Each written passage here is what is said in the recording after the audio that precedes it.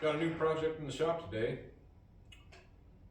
We have a DR field mower that surprisingly, this thing was given to a guy and it runs and operates like a top. In typical fashion, like most things I pick up, it does need a battery. It does need tubes in the tires, and it looks like complete hell. It's missing a plate that goes over this chain housing on the side here below the battery. It's missing a battery hold down, so that's all stuff we'll fab up. I'll end up putting tubes in the tires.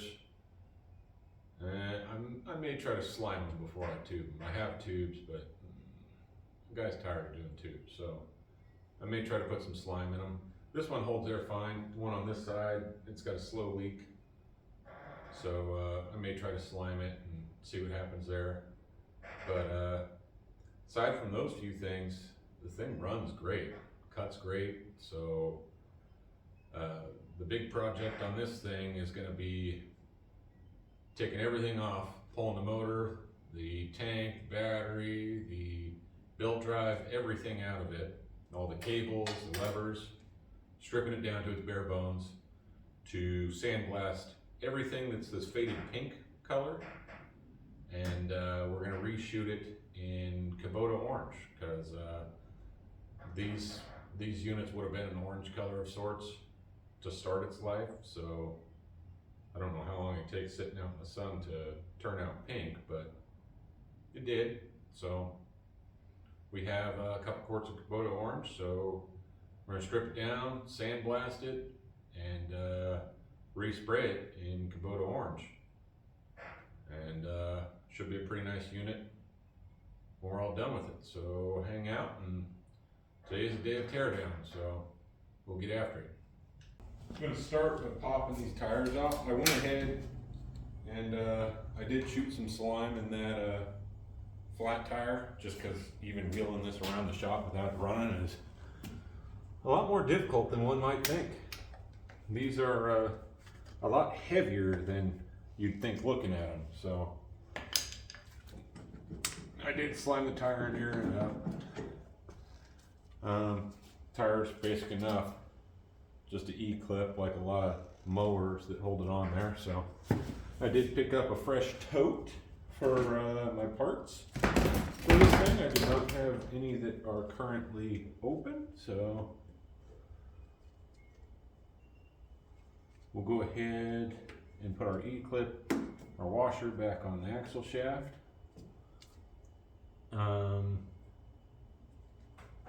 Well, I suppose I could leave the Woodruff key too, maybe.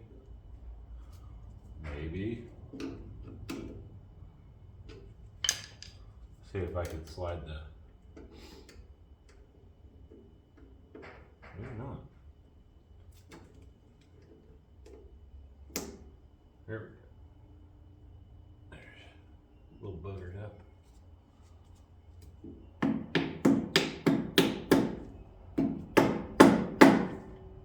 There we go.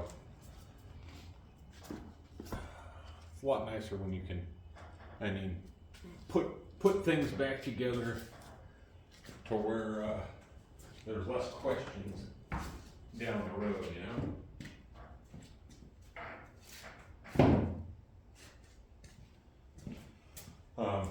Yeah, obviously I already picked this thing up, set it down on jack stands in the rear. I was looking at this. It's the first time I actually really have gotten a good look at it. I don't know why. It's been sitting here for a few weeks now and I haven't done anything with it, but I've kind of been procrastinating and trying to work up the motivation like I do with a lot of these things. But today's the day. It's time to get to it. This wheel is a little bit rotted on there. Nothing baby sledge won't persuade it off with, I'm sure.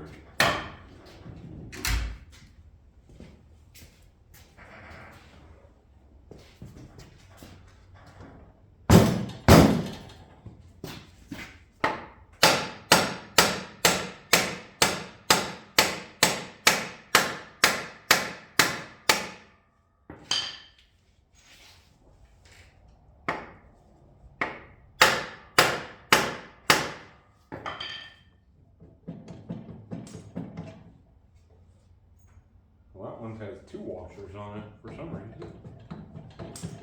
3 washers? She's got all the shimming on this side.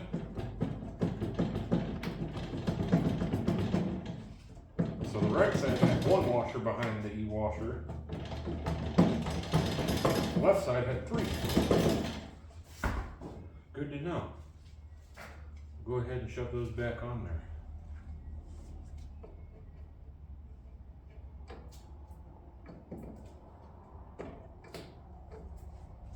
Put our E-clip back on this side.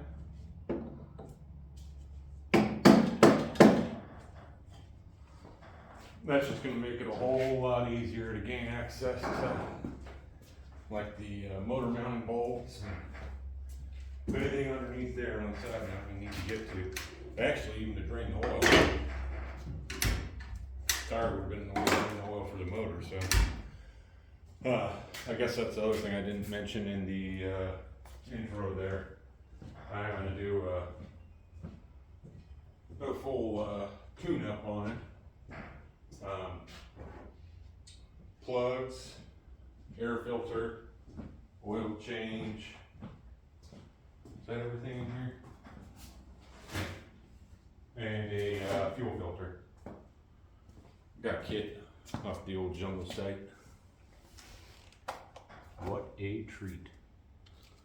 What are we working with here? Well, that's thinking, okay? It actually has a valve on it with a hose barb. You can run your piece of hose off that. Looks like it's probably 1/2 inch though, which could be a slight problem. Where would I find a piece of 1/2 inch hose? Let me hunt a hose down and we'll get to draining this oil here in a second. Well, not ideal here, but got some hard plastic line from probably a Mighty Back that will do the job, so.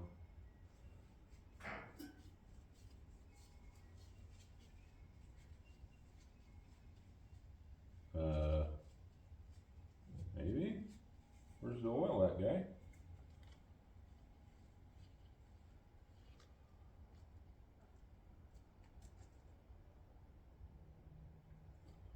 Well, that valve is clearly plugged up because that didn't at all work how it was supposed to, but whatever. If it works, it works. It's actually, these engines are pretty nice. It's a 2-cylinder Kawasaki, and they are a pricey unit. It's just wild how well this thing runs, and I don't know, customer I got it from, his whole story was he picked it up off a marketplace and he took it to some small engine shop for some maintenance or something rather. Small engine shop told him that the shaft that drives the belt was bent and that it was going to cost more to replace that or repair that shaft than this unit was worth. So rather than repairing it, he simply went out and bought a replacement and just wanted to get rid of it and wash his hands of it, so he just gave it to me. Well, lo and behold, after me starting it up and running it for a bit, there's nothing wrong with it. I don't know what the hell that guy was telling him or what his end game was, telling him that shaft was bent and it was going to cost so much to repair. It's not bent and there's nothing wrong with it. I don't know if there was like a vibration issue or something that maybe after they replaced the blade on it, it went away, or if that was oh, we're making a mess here. If that was maybe what was causing the whole vibration that he originally said it had, but it looks like it's got a newer blade on it, so maybe they threw a blade on it and hey, their unbalanced blade got rid of the vibration, because it doesn't have any weird vibration to it. like I said, it runs and operates great. So it's really more of a cosmetic thing than anything. We're gonna get rid of the ugly and make it look nice. Because typically when something looks nice, it's worth more money. Or brings more money, I should say. So that's the game plan. She'll look like a brand new unit, just in Kubota orange, because who doesn't love some Kubota orange? Granted, I'm not really a Kubota or Japanese tractor guy at all, but maybe to some extent. I do own a Yanmar, so. But I'm more of an American equipment kind of guy. Old American equipment. Case and not so much deer. But yeah, so drain away. What else we got? So the fuel does not, oh, it does have a shut off. DEE set. Won't lose all that precious gas. It won't make a huge mess either, so cool. Let this drain for a bit. I'm just gonna go around. You don't really probably, I mean, gonna just disconnect some of the wiring and stuff. It's not too crazy. I mean, go around and get the motor freed up of all the wiring, fuel line, throttle, choke, and then we'll go about pulling that deck pulley and getting the motor.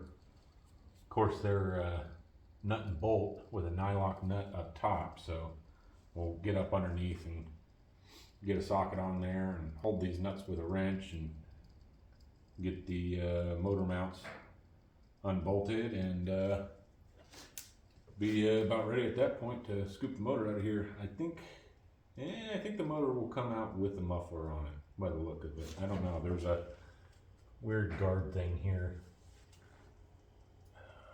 Looks like that'll come with the motor as well, actually. That's just a heat shield, I think. So yeah, should be able to leave that on there. Not too bad. All right, I'm gonna let this drip for a bit. I decided I was gonna go ahead and pull the motor mount bolts at this point. I got this front one loose. That's all the way up. The nuts clear up off the nylock, so it'll just come right out.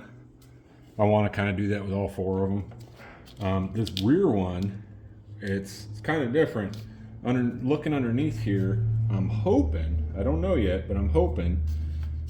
So I think it may be shared with a pulley that is associated with the PTO. And I'm hoping it will not spin since it has belt tension on it, and I can simply take the nut off the top, and then, you know, lift the engine up off of that as if it was a stud.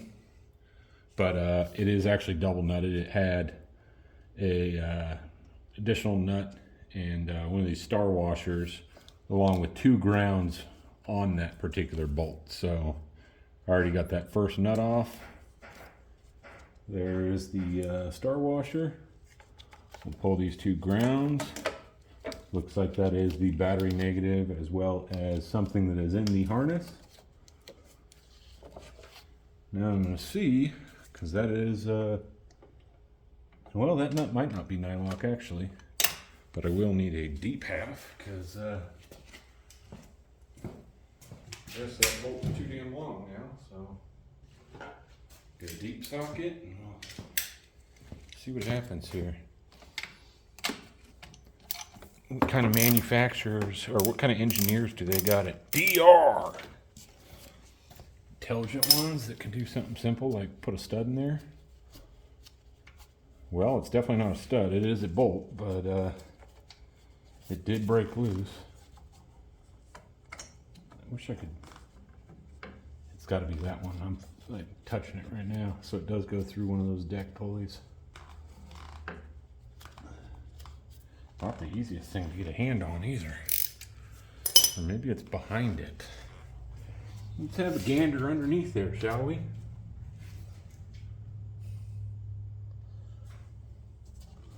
It's gotta be in that pulley. Yeah, it is.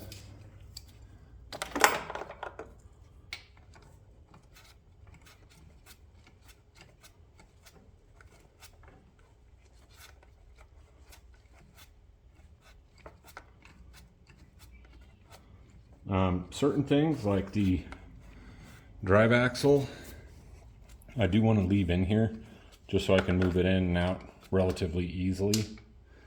And I'll just throw the tires back on when we're ready to wheel it out in the field to sandblast and whatnot. But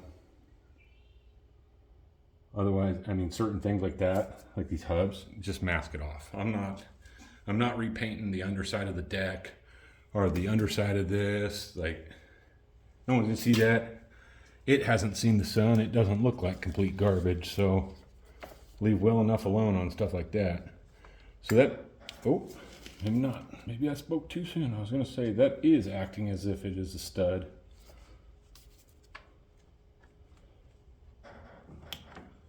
Is it captured on that pulley somehow, maybe? Oh, we got a little fuse here that just came undone. We do need that disconnected regardless, so I guess we'll leave it. There is another star washer up on that. I'm not entirely sure why they have that there, because that's not necessary. You're not grounding anything there. Since it's not a nylock nut, they're using it to, it is a style of lock washer, I suppose. So, okay. I'm picking up what you're putting down. Typically people use those for ground connections, but different strokes for different folks, right? That's a 7/16, isn't it? Sure is. At least we're using American sockets and wrenches. Don't have to use that metric junk.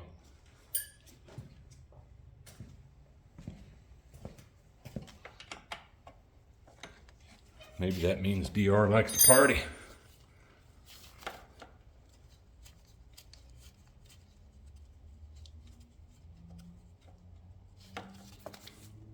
Disconnect our starter here.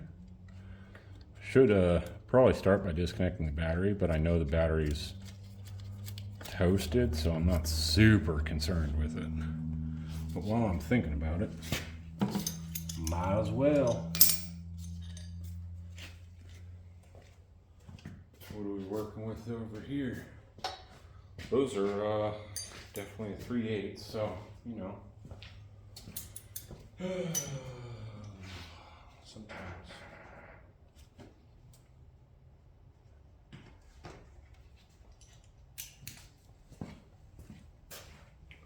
My luck, spoke too soon with that, and it's going to be a 10 metric. Sure as shit is. Stupid. So it is of the age where we like to mix and match SAE and metric. Brilliant. Why anyone ever thought that was a good idea, I truly will never understand.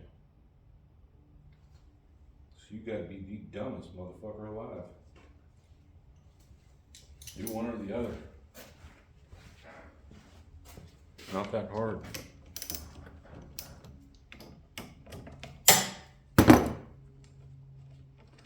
Something tells me this is the incorrect battery for this too. This is like a little tiny power sport battery.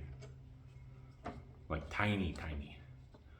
Oh, and it says mod cycles on the side of it. So I'm gonna go ahead and assume it is incorrect.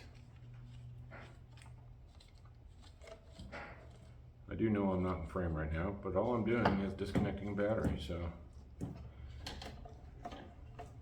Very janky tied down battery. Gotta get the old tie down off.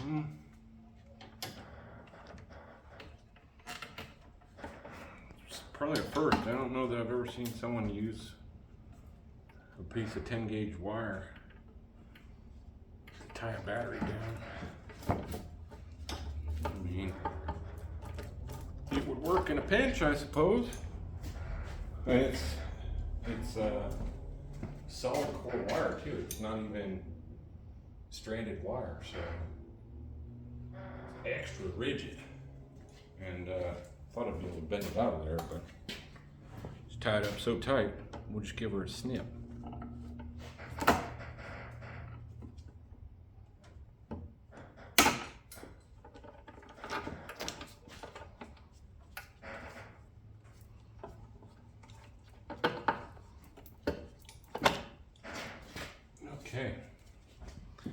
Battery delete.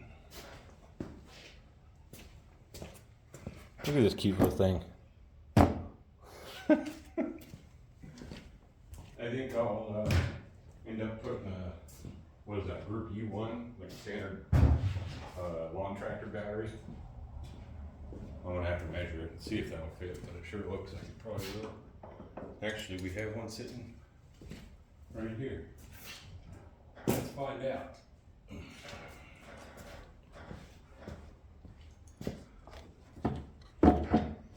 Ooh.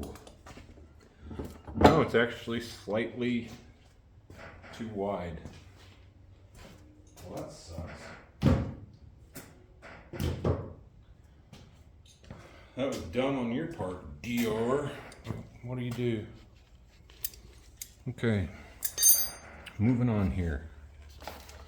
Got our starter disconnected. What do we got here? Voltage regulator, by the looks of it. We got an inline and a spade. Wow, that is a petrified spade connector. We will be replacing on that. Disconnect this inline. Looks like a bullet connector, possibly. Where did I put those decks?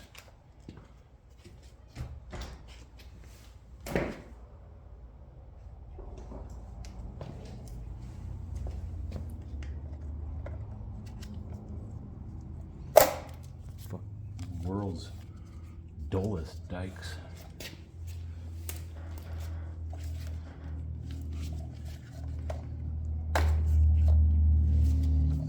Okay.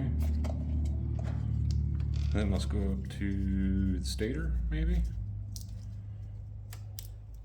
That bullet connector?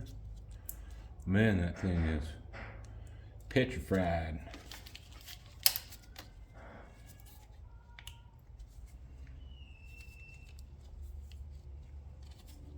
I guess this fuse doesn't need to be disconnected, does it? Just plug that guy back in there. Pull this battery cable over. We'll just get our harness pulled out one side here. Get our negative cable. I'm going to be putting new terminals on those. That started to rot away in the parts tote. Let's get some pliers. We'll disconnect our fuel line.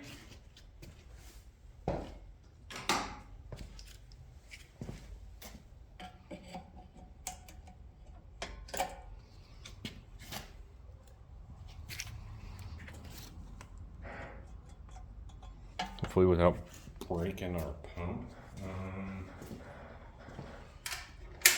Being that's old and rotted, I don't dare pull on that too hard and snap nipple off the pump. So I'll cut the line. We've got plenty to shorten it up, so now I'll drain whatever's left in here. My can here of used up gas.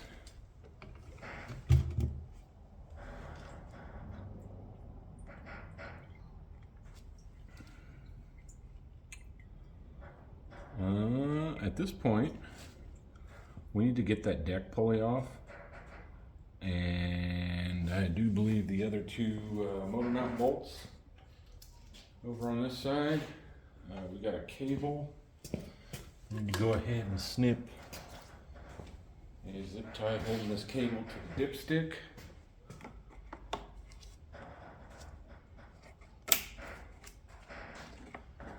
Where does that cable go to? Okay, so that is our throttle cable. We'll disconnect that, take our two bolts out, get the deck pulley off, motor will lift up out of there. Simple. I don't know why I've been putting this off for so long. I mean, it's not the toughest job out there. It's just, I don't know, something about pulling something apart that's perfectly fine for cosmetic stuff is not in my nature. I do it enough with the day job, I guess. pulling cars apart to be repainted or whatever, but when you pull a nice hot rod apart that's done right, just to have it resprayed as I'm doing on a, what is that, 70 Chevelle right now? Gorgeous car that's white. Well, it's not the best white paint job. So the whole LS swap, all the wiring, everything, I had to strip back out to have it resprayed, and you guessed it, white. So, not the most exciting color. Love the guy that owns it, so it's his prerogative, and white's what he wants, white's what he gets. So,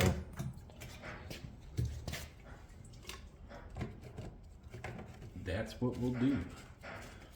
But that doesn't mean I want to come home and tear crap apart in my spare time to respray it. Yet here we are. Okay, I'm gonna get those other 2 bolts, and I'm gonna work on this deck pulley, and I'll get back at you. Well, I'm beginning to appreciate this machine a little bit more and how it was engineered. It's looking like that deck pulley, you would have to pull that drive axle out to remove it. The bolt for it's damn near directly above it. So that's not the best option. It does have what appears to be a big enough hole in the deck that that pulley will come straight through the deck. So in order to just pull the motor straight up and out of there, we have to get the belt off. So what I've done with that is it has a manual tensioner over here on the left side of the machine. Run that all the way out and tighten the bolt down. Just put a pry bar, where I do that, from here up against the stud of it, and reefed it over, tighten it down. So that's as slack as it's gonna get. And then I started to feed the belt on this pulley off the edge of it. So now it's gonna be as simple as spinning it off of there.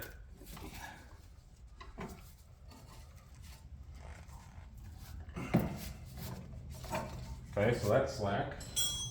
I am gonna, after seeing this belt, I am gonna go ahead and replace that as well, because it is rough. So now,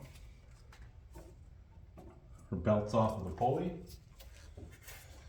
Removed all the bolts. We have that one. I still have the throttle cable. Let me get that real quick.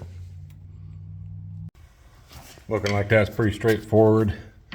You just got a keeper here, and then should be a Z-bend. Well, that's a pretty shallow slotted drive. Let's get an 8mm socket, I suppose.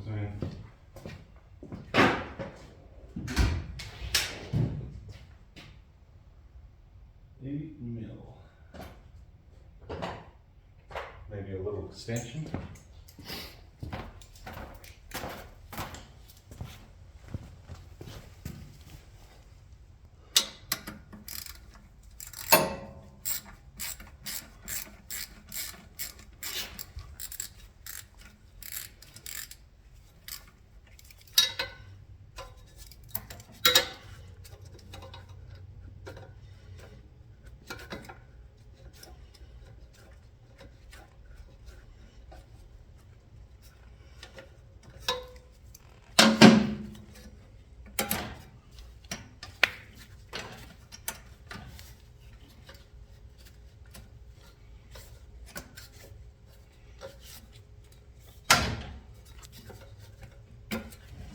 Alrighty.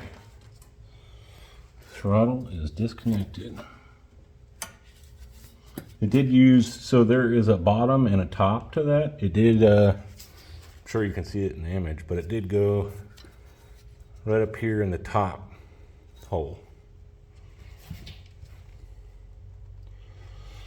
So, at this point, let's see if a guy can't lift this motor out of here without breaking his back.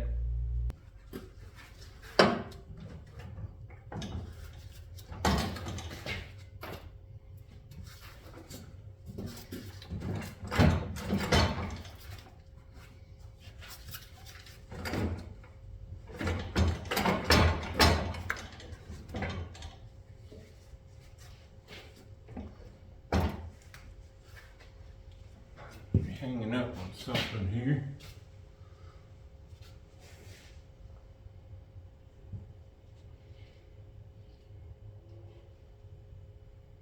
Oh, okay.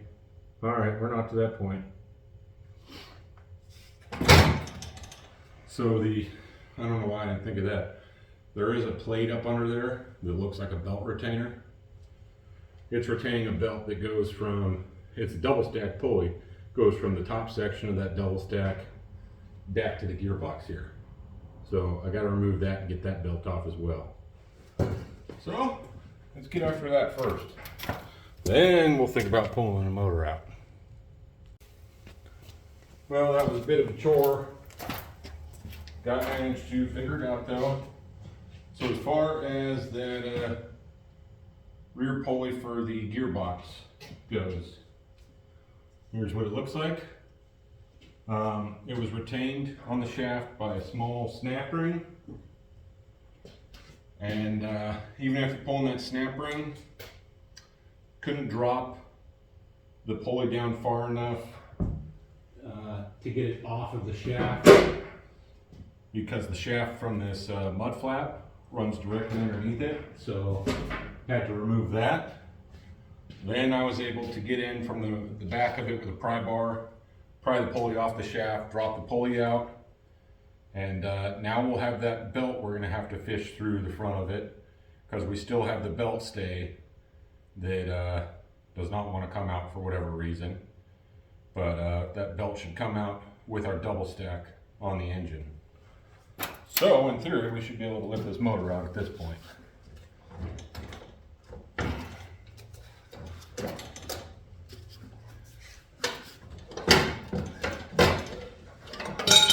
Just like that.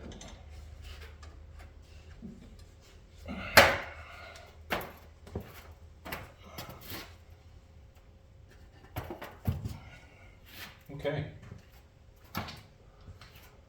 Yeah, both these are going to get replaced. They're both, well, this one's not horrible, but I mean, look at what you got to do to change it. So,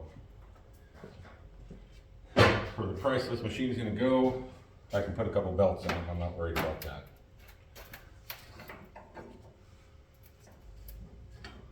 Oh, this one's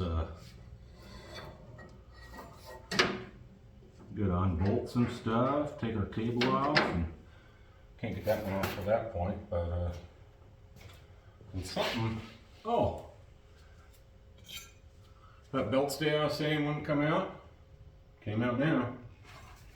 Say I did take the nuts off for it and did make an effort to get it out of there, but at least I know I can put it back in, you know, without that belt on, and then slide the stay on at this point.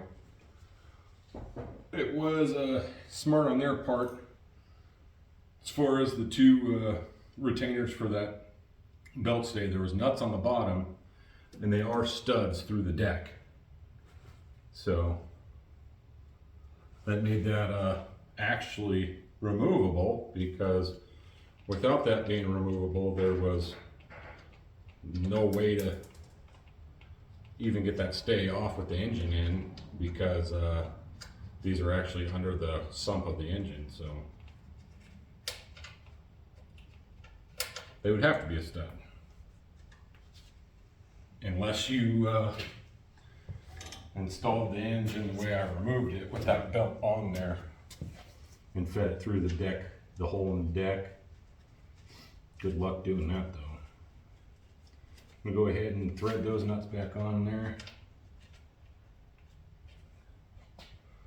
So from that point, we are gonna go ahead and pull the gearbox out next. Clean some of this junk up.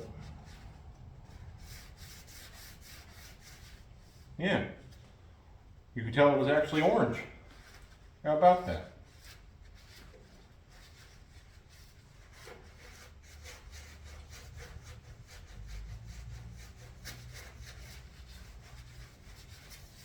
Give it a good pressure wash yet again before I even bother hitting it with the sandblaster. Just get everything real clean. or cleaner, less work for the abrasive to do.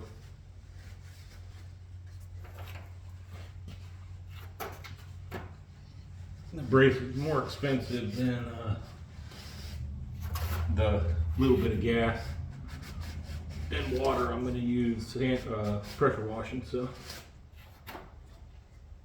makes more sense to do it that way, right?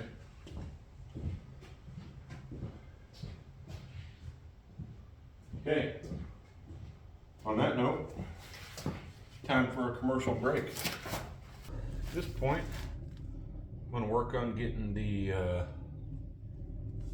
housing for the gearbox off, the tank off, all these controls off. Let's start pulling some bolts out and see what happens.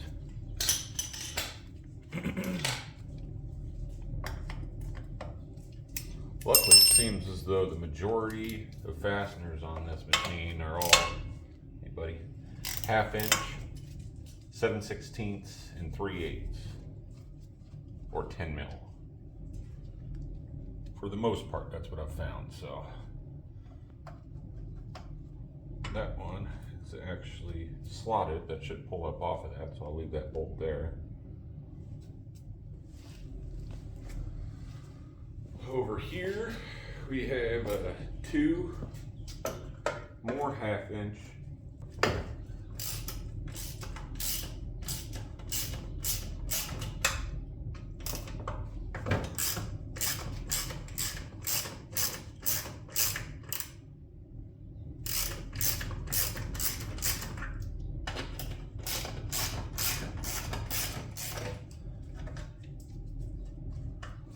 So with those pulled out, since I'm missing this plate, they would have another 1/2 inch or 13 on the side there.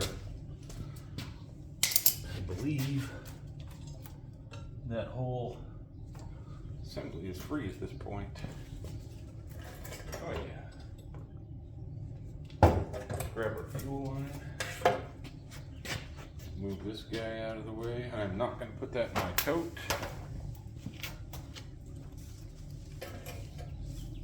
Set it over here with the engine. These 2 13mm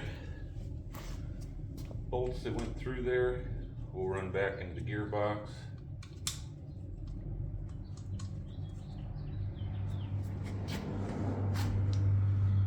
It's looking a little more manageable at this point. That's interesting. So the starter solenoid's actually mounted under that box.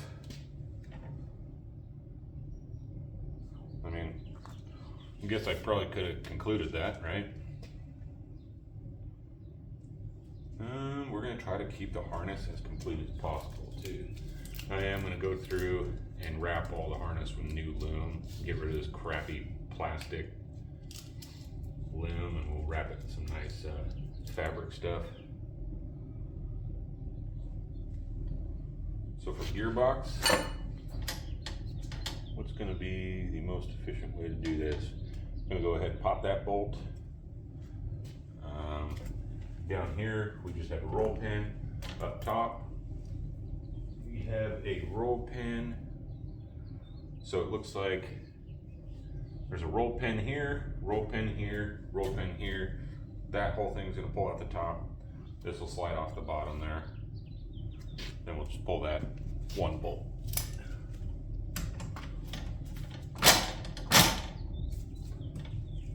And shift it into high gear in the process.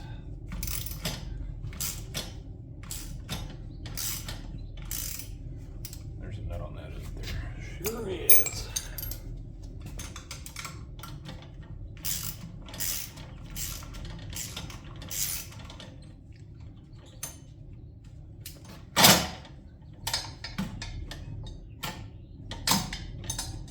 So that should be neutral right there.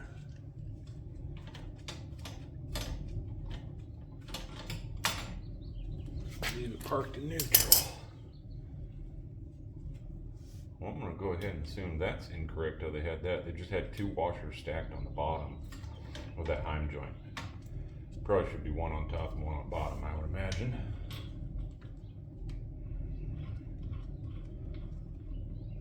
Put that that back in there. Got that linkage loose.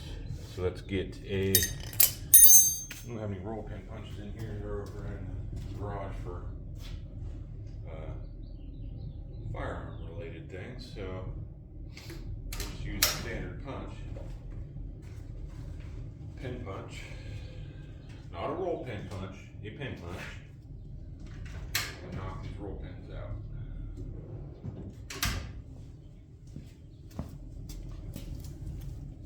Actually, the one up top we don't need to pull, it's just these two.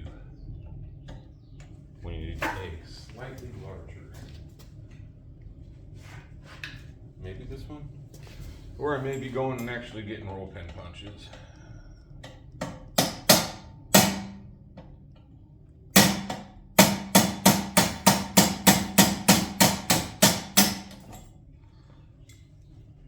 All right, that one came out.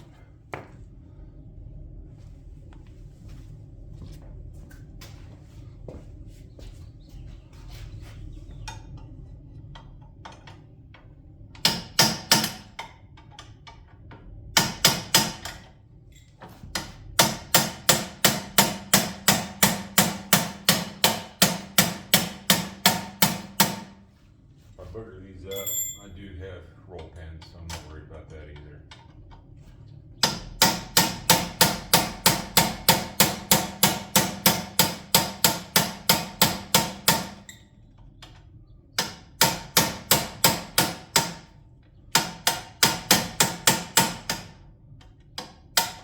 Come on.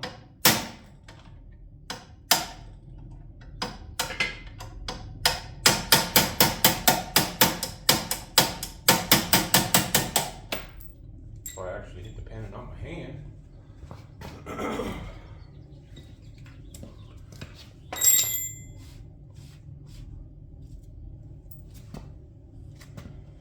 So that'll slide out now.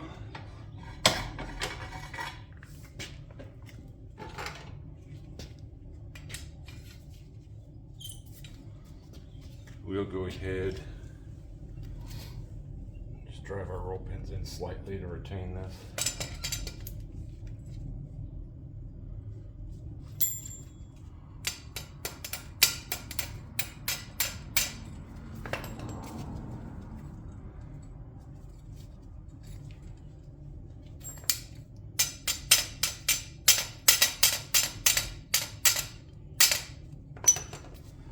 And in the tote it goes. I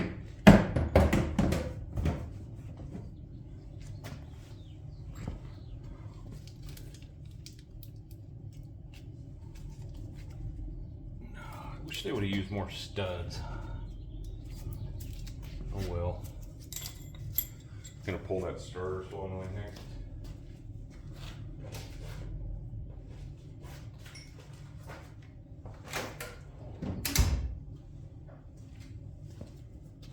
Which appears to be a 7/16 or 11 mil. And those, because those are a 1/4 inch variety of bolt.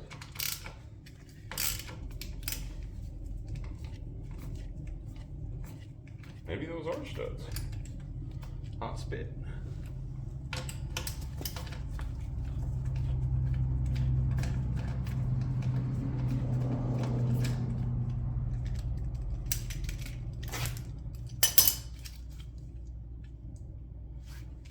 Wow, that's not even on the mile. Not finger tight though, it's deceiving.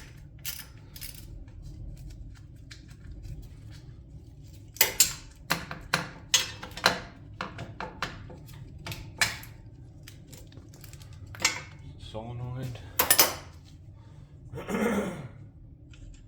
Glove of dried up grease. Noise.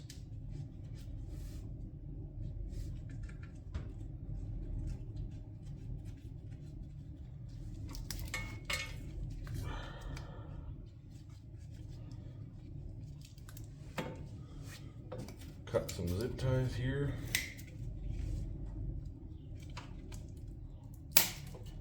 My Dole Dykes.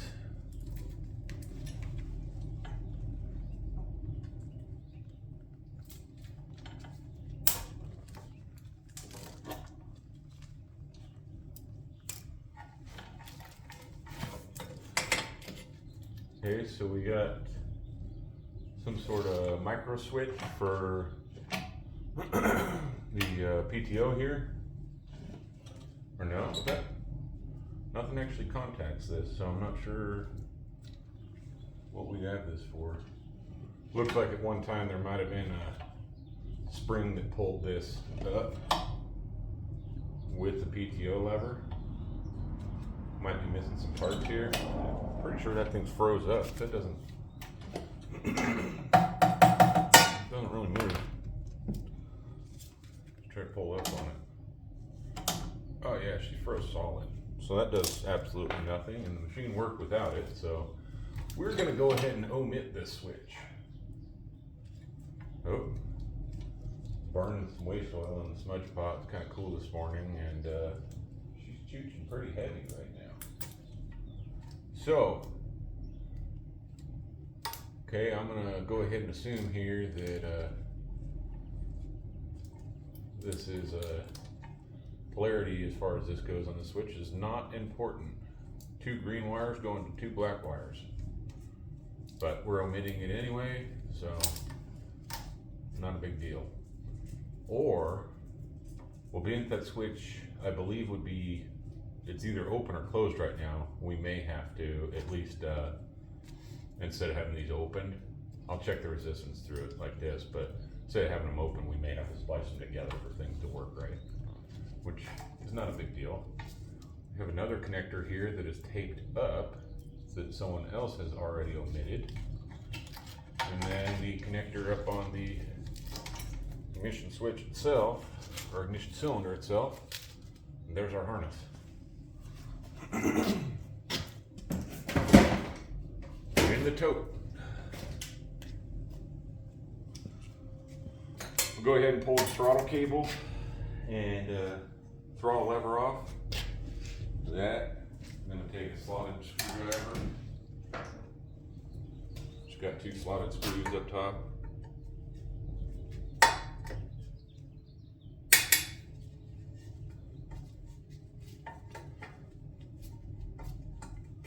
That are pretty damn corroded.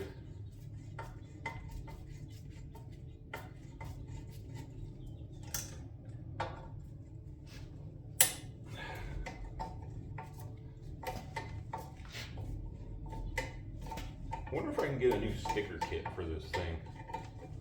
I hadn't actually looked, but I wonder if they're out there. That would be nice, because a lot like the paint, the majority of these stickers are rough. It would be nice to put new stickers on it. If nothing else, it'll have my sticker on it, so it'll have one nice sticker, I guess.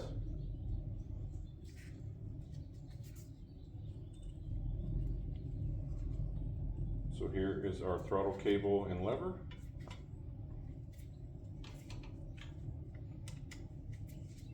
Run those screws back in it. In the tote. Now, PTO cable here. We just have the double nut situation because of the lever for this micro switch. And then that will slide off there. We'll pull that off. It runs down under the deck. Out the front here, looks like it has an E-clip retaining it right there. We'll go ahead and pop that.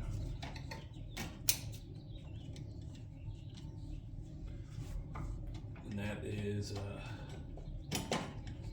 gonna slide back and down out of slot. And go ahead and put the E-clip back on here.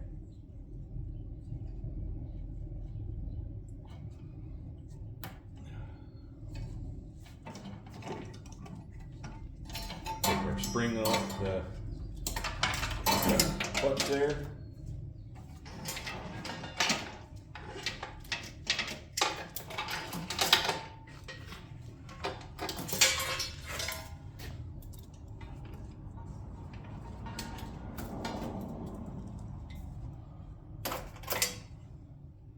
Okay, PTO cable's out at that point. Half inch loosen that, slide this out here.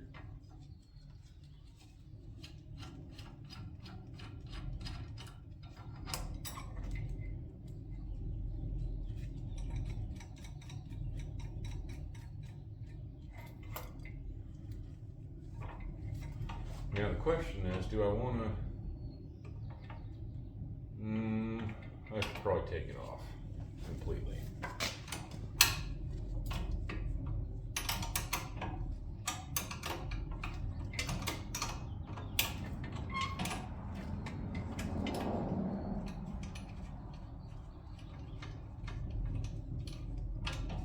Here's that little pawl, or lever I was talking about. That must have had a spring between it and this micro switch that we're going to delete on.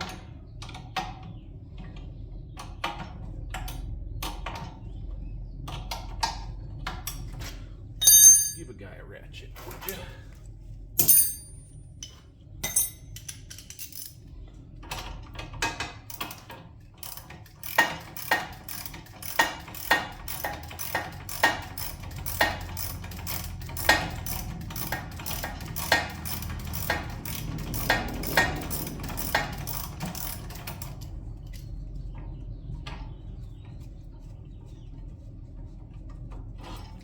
And that's off. I'll run that back down on it.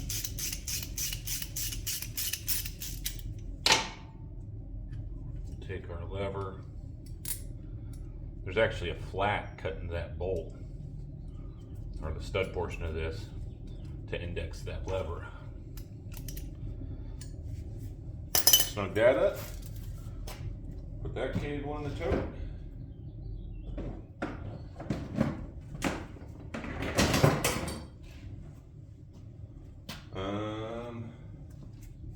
Have the wheel clutch cable here.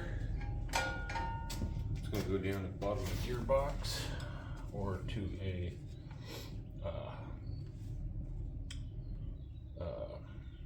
pulley. I'm sure. So at this point, well, to pull this micro switch, let's pull the lock cylinder out,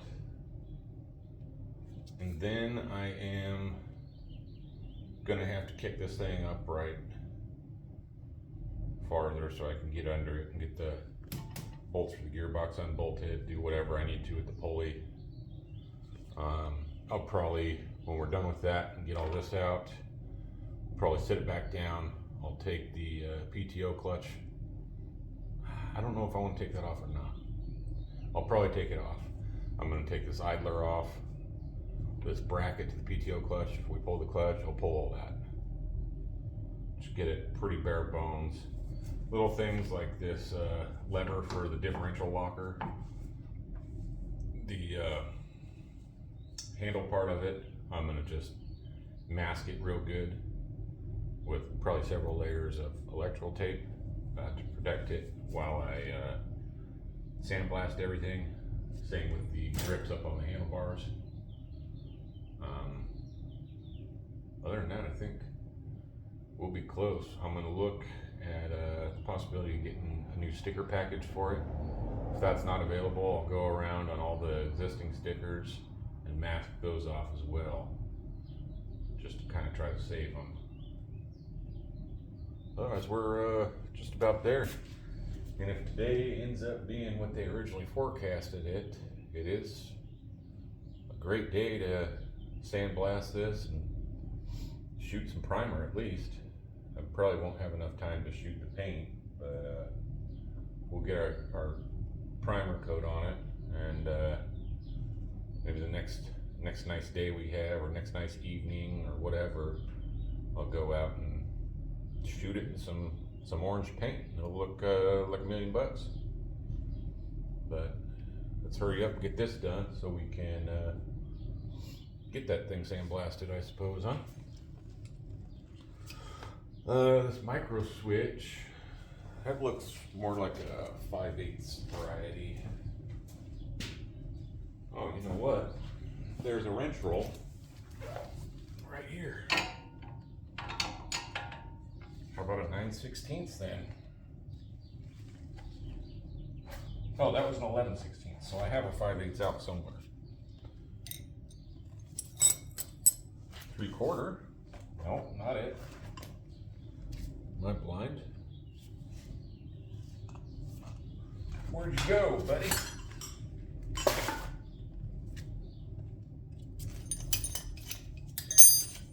5/8.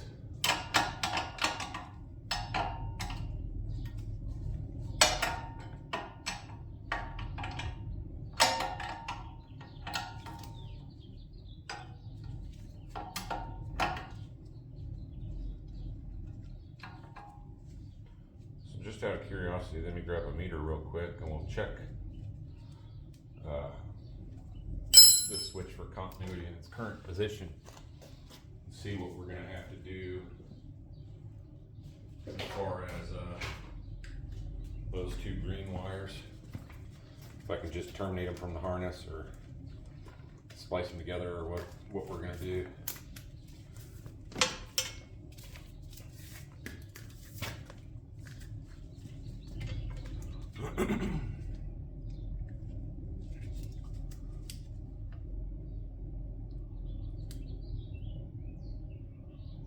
So in its current position it is open, which would mean those wires being disconnected, it's going to have zero effect on anything. Yep, meter's good, so we can omit those from the harness then, as well as this switch completely.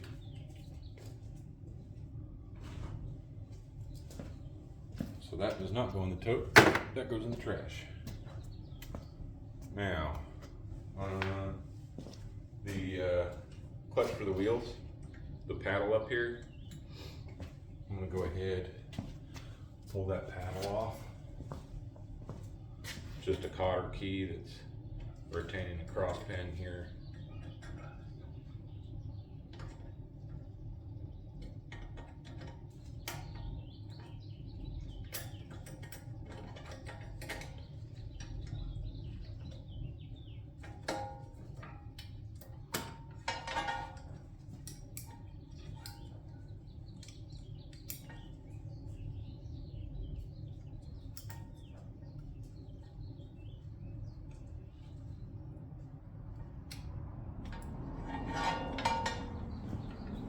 So that's going to go down on the right side of the machine to a pulley that's likely underneath there. I'm going to grab the ignition cylinder out. For that, I'm going to say she's close to probably 15/16 or 1 inch. Yeah, 1 inch.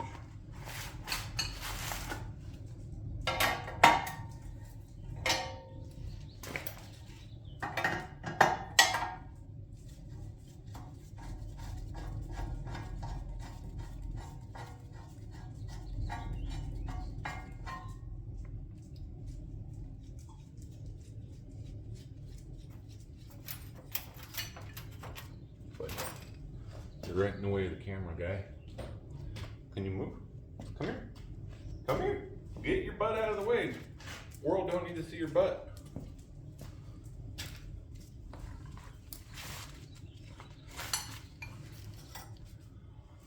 Okay.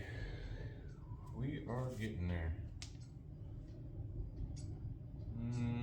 Yeah. Let me get this thing stood up. So I prop that up on another jack stand. We got these 4 half-inch bolts that hold the gearbox in there. So I'm going to pull those, then I'll just rock the gearbox sideways to drop the chain off the sprocket. Coming off the gearbox, chain will fall out the bottom there.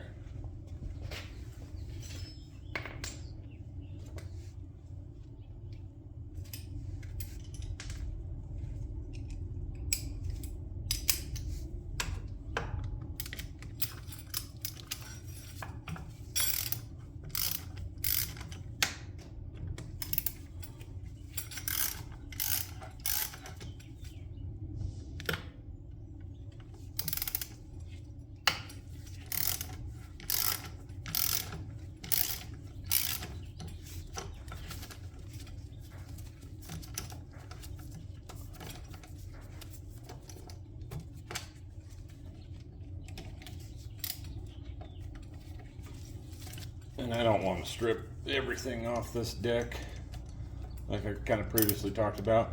Under here you can see the orange paint still orange. It's not faded because it's not exposed to the sun, so there's no sense in going that far and repainting everything. I will get under here before we even get to sandblasting, and I'm going to give it a good pressure wash another time. Cuts down on the media part, wasting that, cutting through grease and stuff that the pressure washer will take off. And don't want to half-ass a job and put something out there with nice paint on the top, but it looks like hell underneath it, right? So after I advertise it with new belts as well, the guy crawls under it to look at the belts and confirm that that's not a crock of shit, and sees it all greasy and used up. Well, the machine don't look so nice then, does it? So, all right.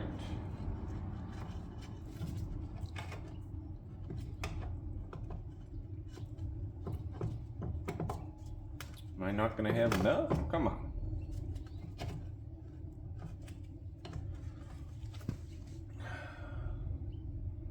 I'm going to have to pull that.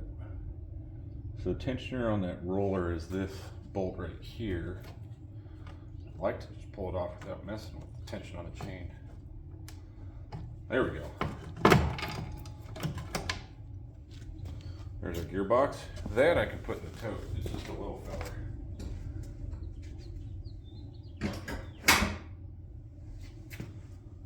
So, from there,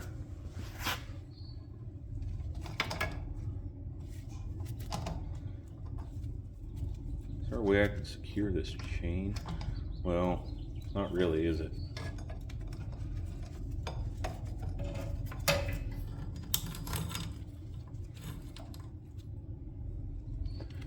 I think we're going to be dirty dangling that. The cable for the wheel clutch comes in down here. We have a cotter key retaining the cross pin there. What do we got? Sorry, my head's in the way, I know. So then the keeper for the cable is from the outside here. It's a 7/16 bolt. Where's the 7/16 socket? That's a damn good question. There's one.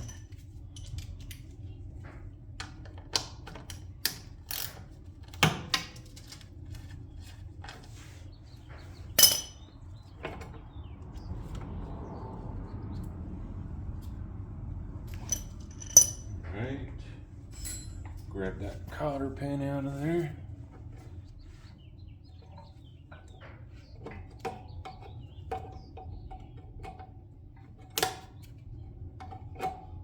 Maybe.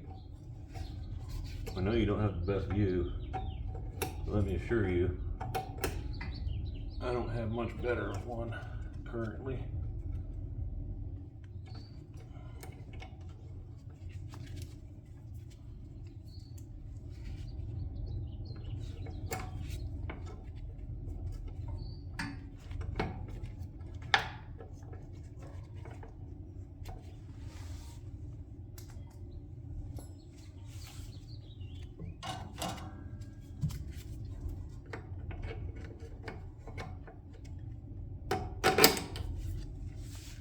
There's our pin.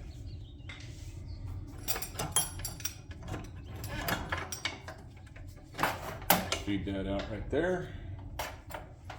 Go ahead and put our pin, our cotter key back in this. So the pin went in from the top of this. The cotter key was on the bottom. It's not the easiest. It's not going to be the easiest to feed that pin back in through the top. It's pretty tight, but you get the idea. All right. So that is our wheel clutch. That is now out. As far as underneath, I don't have much else I want to deal with in there. Man, do I want to just take the whole axle out? Nah, not really. It would be nice to have tires to roll around on. My forklift isn't going to roll around out in the rocks. It'll get stuck, so I guess I could move it around with one of the tractors, but it's just easier when it's on wheels. And we don't need to be sandblasting down there like we just talked about.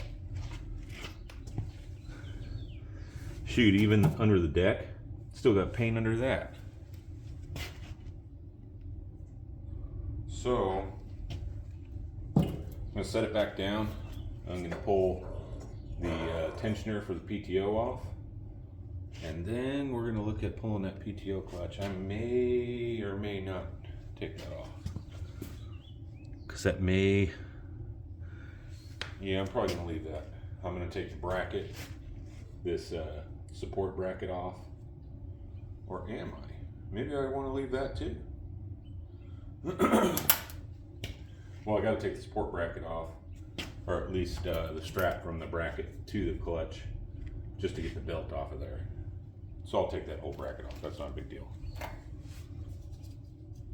Yeah, those are threaded. The steel's threaded, it's not nut and bolt, so.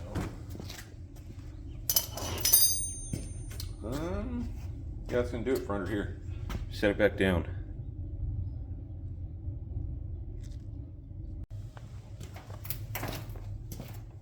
So, let's go ahead and pull that tensioner.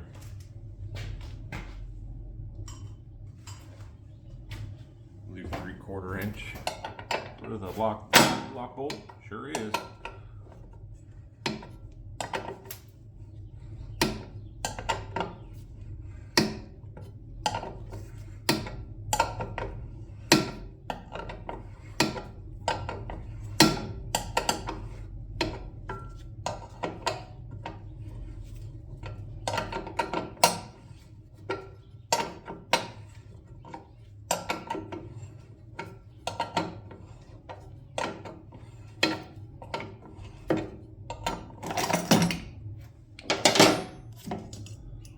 There's our tensioner. It's a washer on the bottom, bolt, spring for it. All right.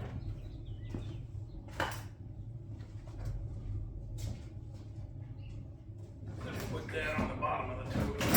Oh.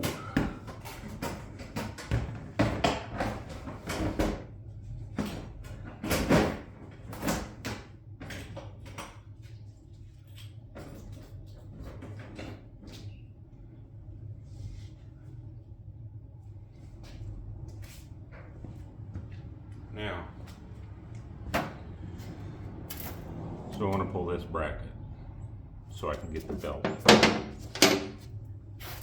For those handful of 1/2 inch bolts. Man, that smudge pot is freaking huge. Must have got nice and hot.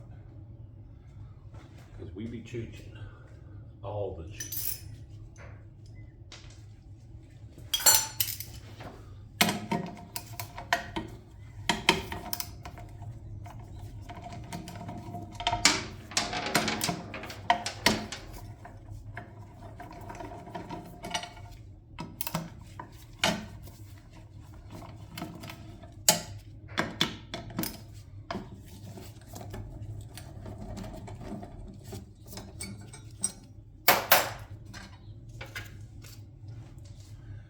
Those 4 there.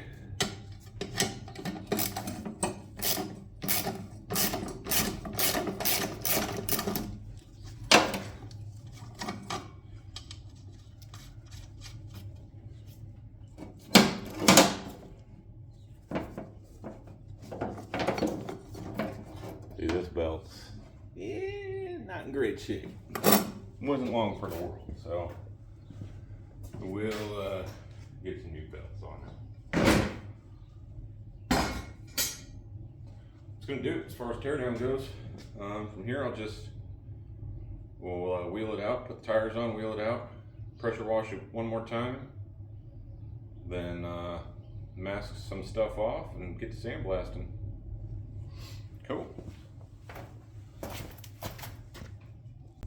So I tell you, there's one other thing I wanted to do right quick before I pull it out and pressure wash. And that's going to be to cut this tab off that micro switch was mounted in. Since we're omitting it anyway, we don't need it. So, let's do that real quick. Grind it nice and smooth. And when we go to paint it, you'll never know there was a tab there. Let's see how I can do this without getting showered with sparks.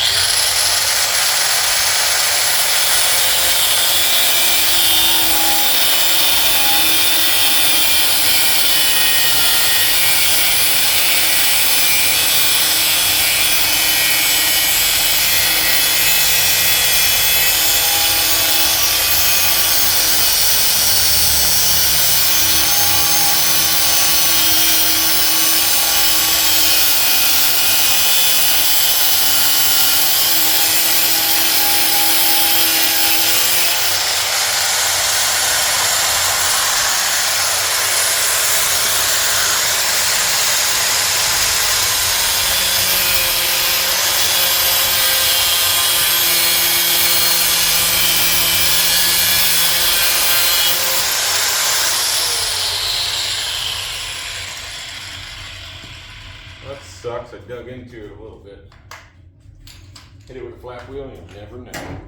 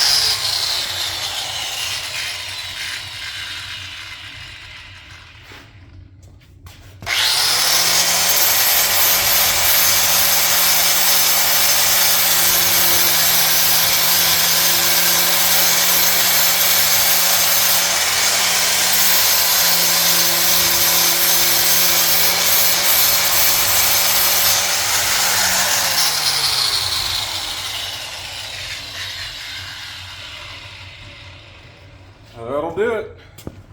Looks pretty good. Had a slight amount of undercut in their weld, so that's kind of still there. And then the little tiny nick where I gouged the tube a little further down's there, but we'll fill that with the primer. It's not a big deal. Well, I know this video kind of dragged on, but I do greatly appreciate you guys making it this far if you have. Be sure to like, share, and subscribe. And I'll catch you on the next one.